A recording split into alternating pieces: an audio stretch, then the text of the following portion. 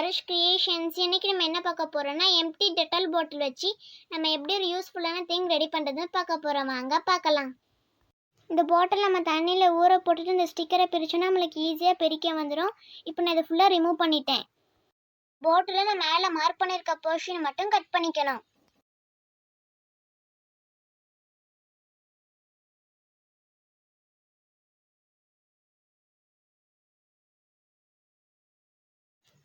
இதில் நம்ம பெயிண்ட் பண்ணிக்கலாம்.